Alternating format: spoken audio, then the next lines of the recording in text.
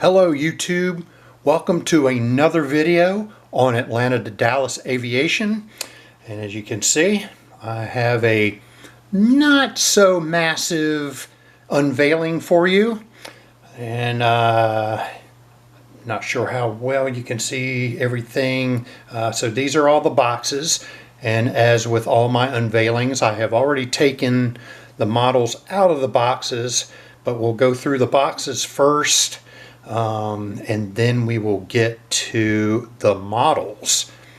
So with that said, if I can remember what order I'm doing this in.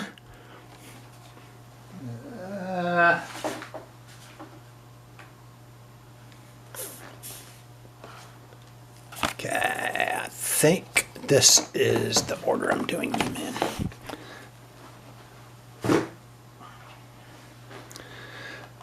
Alright, so I have a bunch of crap today, and I actually mean that literally. We have a lot of crap today to show you. And however, the first model is not crap. It is this Aero Classics Douglas DC-8, and it's actually a DC-8-61. And I guess only one side really kind of shows what was in this box, but this is basically your typical Aero Classics box. There's nothing particularly special about it.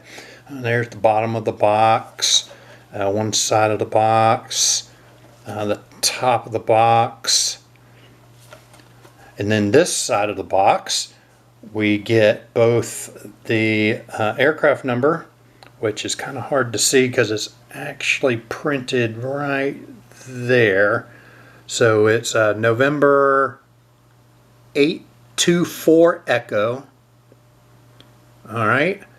And then its item number there is Alpha Charlie 411381. As you can see, it's Delta Airlines. So this is a Delta Airlines DC-8-61 before it was converted into a -71 with CFM engines. And then also there's the back of the box. So Aero Classics boxes are pretty are not all that exciting, but sometimes they have some pretty cool features. And like this, what's cool about this box and some other boxes that I've seen, there's like a blueprint of whatever airplane they have in there, and so it actually gives you some measurement reference. But anyway, so that will be the first one we're looking at because it's not part of crap. Okay, the first release we're going to look at, which was part of crap, is this United Boeing 737 MAX 8.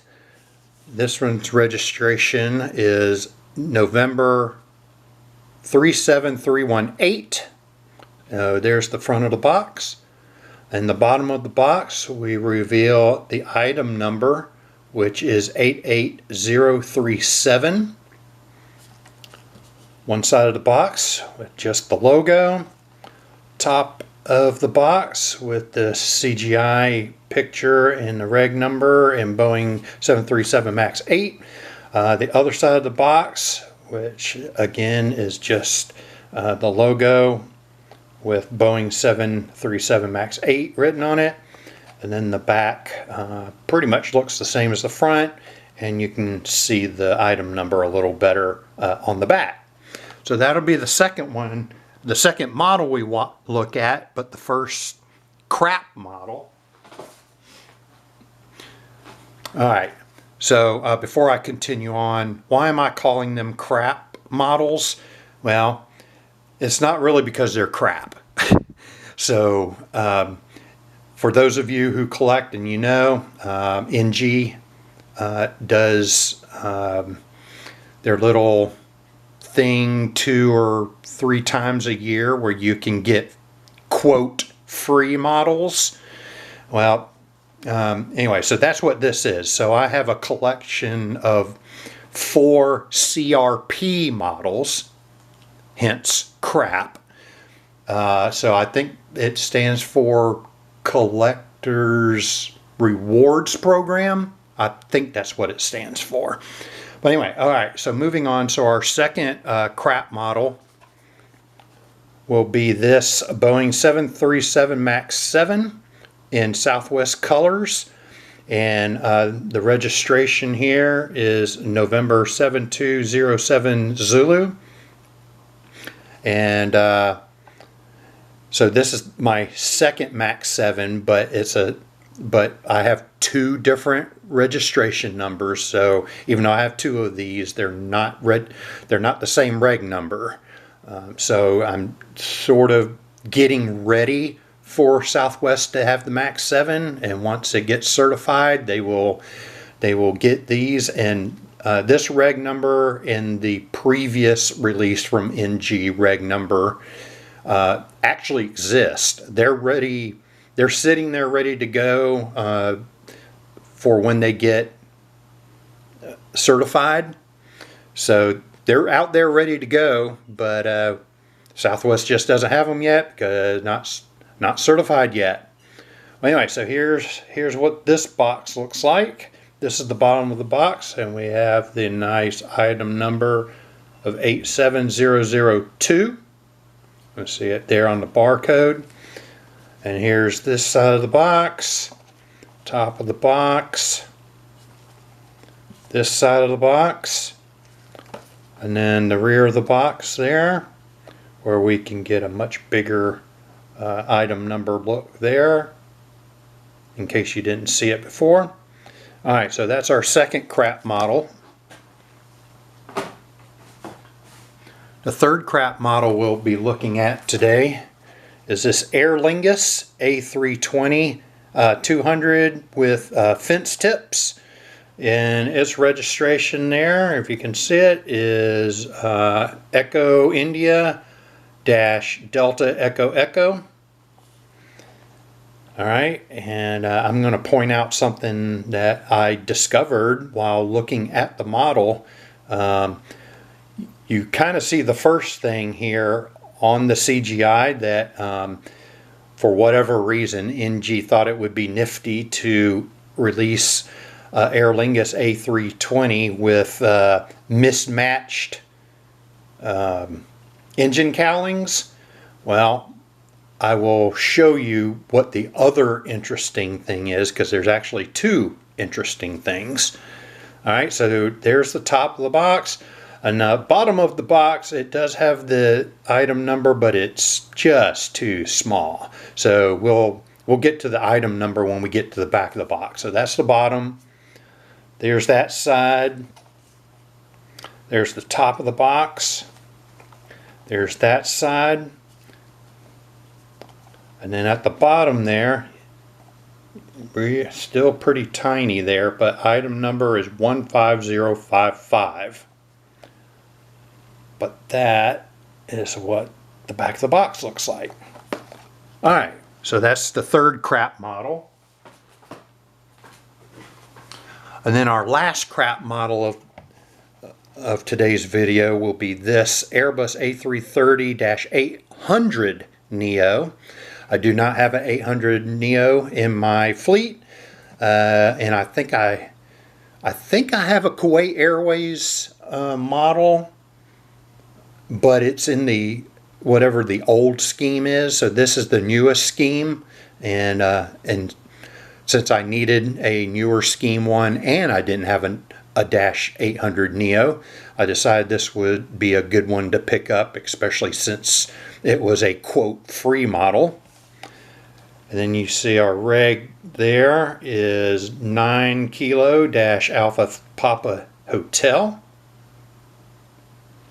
Alright, and then the bottom of the box, I'm just going to wait to the back of the box to get to the item number, even though the item number is right here. Side of the box, top of the box. other side of the box. And then the bottom looks like this. And our item number, nice and big there, is 67001. Alright, so that is my fourth and final crap model. Now we get to the actual models. Alright, I am back. Now I have my turntable up here and my first model set on the turntable. As you can see, this is our Delta DC8-61, and we will go ahead and get the turntable turning here now that you've had a chance to see it standing still.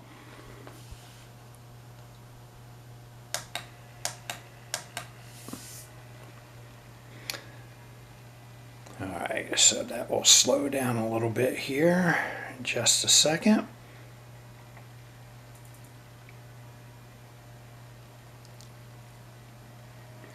Alright, so that while that is turning on the turntable for you to gaze at, I'll give you some extra information on it. So this aircraft was delivered to Delta Airlines in July of 1967. So hey, I would have been about 4 months old.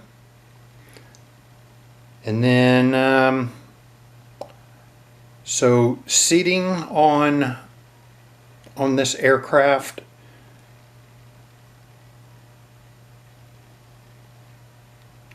I'm sorry, so seating on this aircraft as a Dash 71 was 18 seat business or domestic first class at the time, 18 and 194. However, this is a Dash 61, and it had a total amount of seats in a two-class configuration of 195. I don't know what the breakdown of that was. I could not find that information, but 195 is supposedly what Delta had, or how many seats Delta had on their Dash 61s. And then it was sold to UPS in 1986, obviously after the conversion to a Dash 71. And it was immediately leased back from UPS and served for Delta until 1988. And it was powered, so the Dash 61 was powered by 4 Pratt & Whitney JT3D-3Bs. And as you may know, if you know the history, when it converted to a Dash 71, it got converted because the engines got changed and a little bit of structural reinforcement, I guess, to carry the heavier engines, but those engines were CFM56, and I don't know what the first model of the CFM56s were, but that's what this is. Basically the first plane that had CFM56 on them. And obviously it went on to power Airbus A318s, 19s, 20s, and 21s. And the next generation Boeing 737s. So CFM56 engines were very popular and very successful. So anyway, now my particular model, I don't know if it's this way on all of them. I got like the last one that Easy Toys had, and I think it's just fair to let y'all know. And of course this is Aero Classics, so you don't have aerials or anything, and I don't know if you're going to really be able to see it on your screen, but the chrome belly underside is kind of funky looking. It almost looks like it wants to crack. So I'm not sure what that's about, and I hope it at least stays as good as it looks right now. But it's a little iffy. It's not bad, but you can see it, and I don't know if you can see it. But anyway, so there you go. That's what the chrome belly looks like. It looks good otherwise, and then the rest looks really nice. So now we move on to our next one. Alright, I'm back with our next model, which is our first of 4 CRP models, or as I'm calling them, crap models. So this one is United 737 MAX 8, and I don't know, I want to say this is my 4th MAX 8, and they all have different registrations because I try not to have duplicates. So my collection is kind of limited that way. I won't say I've never, but I rarely on purpose buy duplicates. But anyway, so here's the United 737 MAX 8. You getting to take a look at it there before we turn on the turntable again.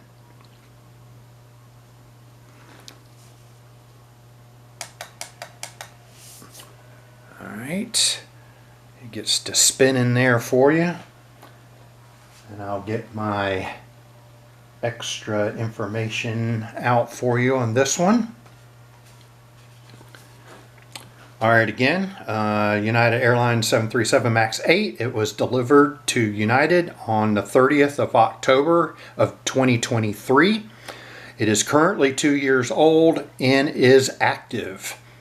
It is powered by I'm not sure if it's conglomerate or if it's just a joint venture or something, but CFM so a CFMI. It's a collaboration between the two of them, and so it's 2 times the LEAP -1Bs.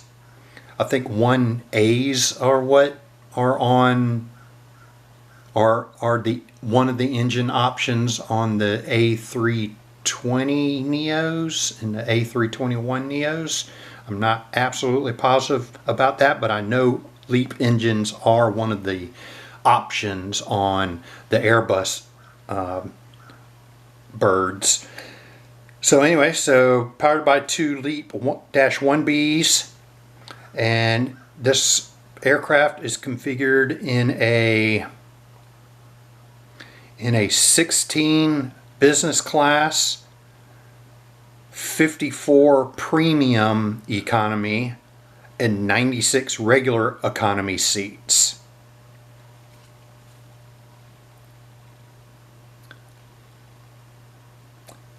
So there you have our United. I'll be right back with the next one. Alright, our next crap model is this Southwest 737 MAX 7. And again, as I told you before, the registration that are on this one and on the previous release from NG does actually exist. They are sitting, I'm not sure if it's in Renton or if it's their other facilities south of Seattle, but it is sitting ready to be delivered, but it's just not certified yet. But I went ahead and I wanted to get ahead of it and get a couple since NG bothered to go ahead and put out Max 7s.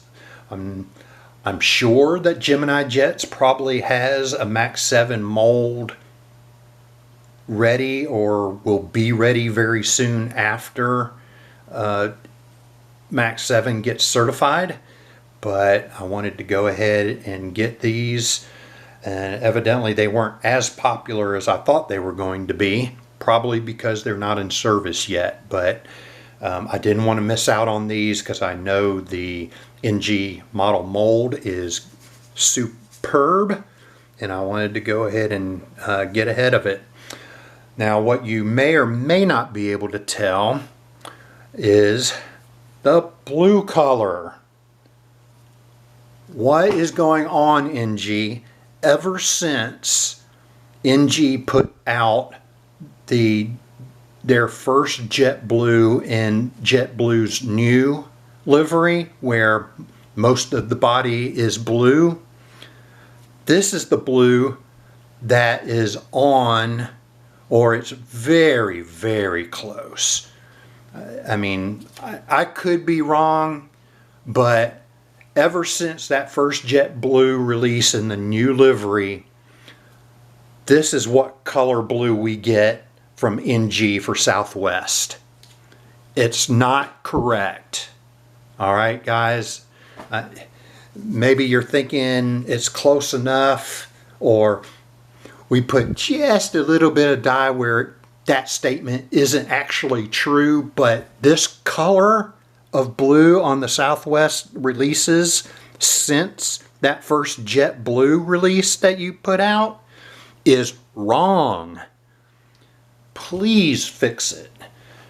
Anyway, it still wasn't enough not to go ahead and get one of these. I mean, we may be stuck with this color blue from NG models forever. I don't know. Or maybe Southwest will have to actually change their livery before the colors get corrected again. But anyway, so I guess as long as we have this livery and we have JetBlue's new livery, I guess this is the blue we're going to get on Southwest. Well, anyway, so enough complaining. Get this bad boy spinning for you. And it'll slow down here. It starts fast, but then it'll slow down a little bit so you can get a better look at it. So this, again, is a Southwest 737 MAX 7. It has not yet been delivered. However, first flight for this aircraft, so it has flown, was the 10th of October of 2019, which means when Southwest gets, well, at least this particular airplane, it'll be well into its 6th year without ever having flown a passenger. And right now it's approximately 5 years and 10 months old. It is powered by 2 LEAP-1B20s. So this one evidently this is a slightly different model than what's on the MAX 8 that I just showed you, and the MAX 8s that Southwest has currently. They were just 1Bs, where this is 1B20s. I do not know what the change is, but maybe it's stronger thrust. Maybe these are weaker thrust because it's a smaller airplane and they didn't want to have the extra thrust that the original 1Bs have. I do not know. But one of those scenarios are probably true. And it will likely seat 150 passengers with that mix of premium and regular that they're going to be initiating next year in 2026, and they'll be selling assigned seats for those planes and that seating configuration here very soon if they're not already doing it. But before I left Southwest, I do believe 150 was the seat count for this aircraft. That would also allow them to still only have 3 flight attendants on board rather than the 4 that are on the bigger aircraft, because it's 1 flight attendant per 50. So 150 seats divided by 50 is 3.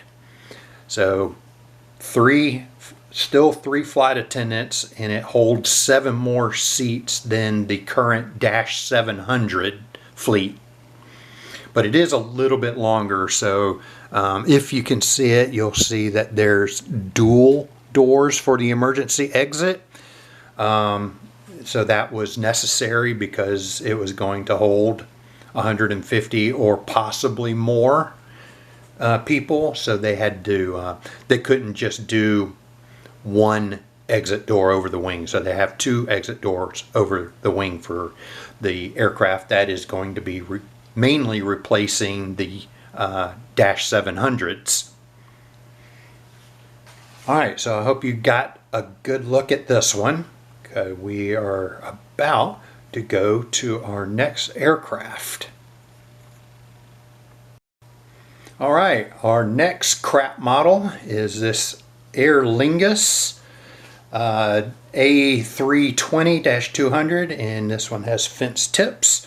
And as you can also see, as I mentioned, NG felt it necessary to release a model that had mismatch engine cowlings. But they have done that. It's not the first time they've done that. They've had mismatch model releases before, yes, on purpose. I guess it sort of makes it a little bit more realistic if you do a model airport to have a few aircraft out there that have mix matched parts. So it's not a big complaint, but I wasn't willing to pay for this one other than what I had to pay in shipping and in what I assume was a tariff tax. And I will get to that a little bit later. But so we have it on that side. But what I didn't know, I'm going to turn this bad boy around. So when you look at it like this, it looks like, whoa, hey, don't do that to me. All right. We're back in focus. It looks like we have just a normal engine cowling, right? Wrong. On the underside, if you were a passenger looking out, you would see that even that engine has a mismatch, which I never saw in any pictures online, and nobody else has mentioned it. So it's not just this engine that's mismatched on the rim, but it's this one mismatched on the inside rear part of the cowling. So that's interesting. Well, actually not so interesting. I prefer to have clean models and not these mismatch, but I love my Aer Lingus, not necessarily because they're a great airline or anything, but I love the color scheme, the new one as well as the old one. I love green. Green's my favorite color. So we have this really cool. I love their logo, if you will. I love that there's a 3-leaf clover logo. So I just like Aer Lingus. So, but I didn't like it enough to buy a mismatch model, but I was willing to get it. since it was on the CRP choice list. So I decided I'd go ahead and get it. So anyway, I'm going to get this bad boy going, read you out the extra information I have on it, and then talk a little bit about the taxes and stuff. So we'll let that slow down. This isn't the last model, by the way, but I thought I'd go ahead and tackle a little bit about how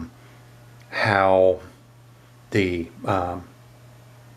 CRP is working for the United States right now with all the weird tariff stuff going on and all that good stuff. But anyway, so this is Aer Lingus. This is an A320-200, and it has fence tips, not sharklets. It was delivered to Aer Lingus on the 27th of August of 2004, and it is approximately 21.1 years old based on first flight, and it is currently active. It is powered by 2 times the CFM 56-5B4/Ps. So, you know, all that stuff after the dash, I guess, pretty much suggests what the difference are in these CFM engines and other CFM 56 engines, but I don't know what that is. And it is configured, as I found out, as all economy. So it's 174 all economy, and the sources that I use actually did not mention that there was like any even premium economy. So it's all 174 regular economy seats. So I guess this probably does a lot more. I'm not sure if I can even call it domestic, but if you consider the EU as one country, I guess in that sense, it's probably on all domestic flights.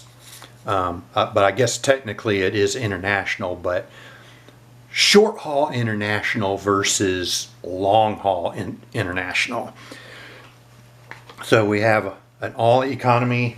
I did sort of hear, I thought through the grapevine, that Aer Lingus operates more like a low-cost carrier, which I was not aware of. And maybe that's just on their short-haul internationals. They're kind of set up, I guess, maybe to compete against Ryanair, because Ryanair is mainly based in Ireland, so it would make sense that that would be one of their bigger rivals inside Europe. But I guess I was not aware that they were doing at least short haul international as a low cost carrier. That didn't seem right to me, but that's what I'm pretty sure I have heard, and then finally also sort of read, and the seating arrangement also suggests that. But anyway, so as far as the CRP program is concerned, before we move on to our last CRP model, so what this cost me, previous CRP deliveries cost me strictly just the shipping from the person that I chose to receive my CRP models through. And I'll go ahead and that's DG Pilot. DG Pilot, thank you for taking care of this of all my CRP models for me. So previous shipments were just his cost to ship them to me from his store. However, this go round, there was an additional charge of $24. Oh no, I'm sorry, not $24. I'm sorry, it was $24. So it was, I paid an extra $6 per model, which was probably his additional cost because of tariffs. So that's why I was saying quote free models. So I guess technically you could say that they're still pretty free. I mean, each model was less than $8 a piece. And so I would even say $8 per model is a steal compared to how much they usually cost. But I suppose with the CRP program, if I had bought these from him, I got a feeling I probably wouldn't have had to pay the extra amount. But since these were CRP models, he wasn't willing to eat. He wasn't willing to eat the extra tariff on these since they were free, and I wasn't purchasing them for nearly full price. So that's totally understandable, and I assume most everyone else who ordered. So this was the CRP program for April, and I just got these this past week. And I assume that several other people who did the same thing here in the States. And now I don't know if you picked. I don't know if you picked a shop that was based in Canada to get your CRP models. Did they have to pay the extra tariff, or is it just the people who bought the CRP models and had in the States store or online store handle it? I do not know, but I can probably guarantee that anybody in the States who did a CRP models for April through a retailer in the United States, you were probably charged more than just the shipping for those models. But again, less than $8. I think it was even less than $7, honestly. It's still a pretty good deal. So anyway, enough with that, and I will be back with the final model. All right, I'm back with our final crap model, and this one probably actually meets the definition of crap model. So this one, the port wing is loose. It didn't come out, but it's loose. And when I took it out of the box, the starboard wing was detached. So after I'm done with this video, I'm going to have to fix that wing and get it back in, and I might even have to pull the port wing out and glue it back in. But it's in there pretty good right now, so I may not tempt fate on that one. But anyway, so you're taking a look at it sitting still on our turntable, and I am about to turn the turntable on because my battery on my camera is starting to get low. So we need to get this started. Fortunately, I only have to cover the model and no additional blabbing from me. Alright, so to finish our video today, we have Kuwait Airways. This is an A380. This is an A330-800 Neo. It's my first 800 Neo in my collection, and it's, again, I'm pretty sure I have a Kuwait Airways model already, but it's not in the current livery.